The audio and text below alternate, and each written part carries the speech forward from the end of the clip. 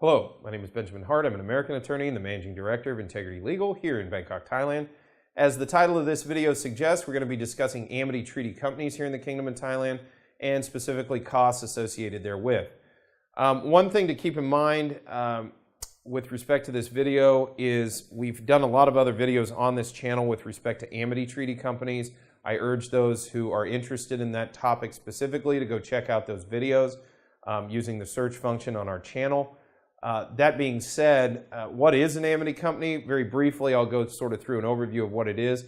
Pursuant to the provisions of the U.S.-Thai Treaty of Amity, certain corporations in the kingdom can be designated with and can be certified as being American companies, and pursuant to the provisions of the treaty can thereafter be granted quote-unquote Thai national treatment.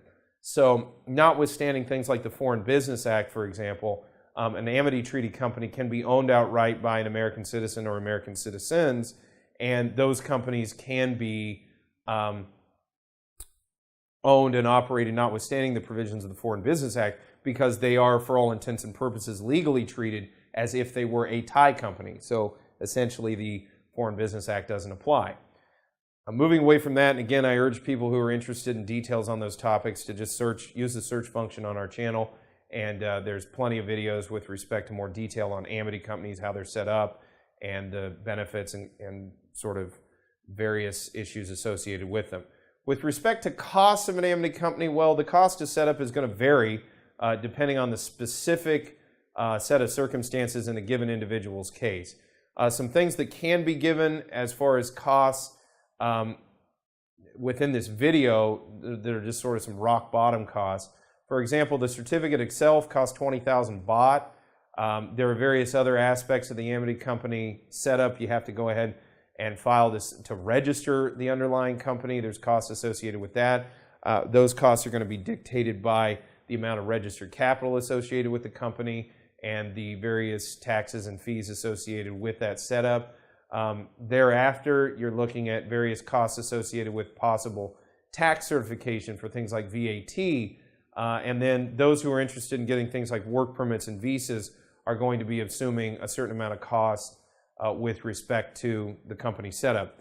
I'm not trying to be opaque with this video or purposely sort of obtuse by not providing specifics as to costs, because quite frankly, it varies case to case. And anybody that says otherwise and can just sort of shoehorn this in to just sort of a one-size-fits-all structure, you got to be a little bit cautious. I'm not saying that it's necessarily impossible, but me personally, having dealt with matters pertaining to the treaty for some 10 years now, I can say that depending on the type of operation, the type of company one wants to set up, the amount of registered capital in question, the number of foreign employees associated with the company, the number of objectives associated with the company, these are all going to, the type of tax certification the company may need. These are all going to kind of dictate the costs associated with not only the setup, but the ongoing maintenance of the company. And it's very, very difficult for me in one single video to just say, oh, this is what an Amity company costs. Quite frankly, by and large, I can provide sort of a framework as to what that's going to look like.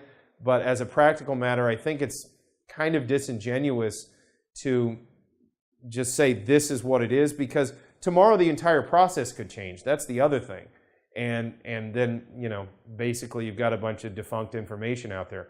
So what I would urge those who are interested in this topic to do is basically contact a legal professional and ascertain, explain the situation, explain what you want to do with respect to your company, explain how big it's going to be, how much registered capital is foreseen in the setup of the company.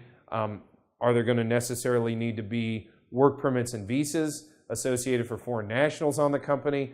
And basically, I think any seasoned legal professional here in the kingdom is going to be able to provide some insight, and with all of that information is going to be able to break down the exact costs and fees associated with getting an entity like that set up.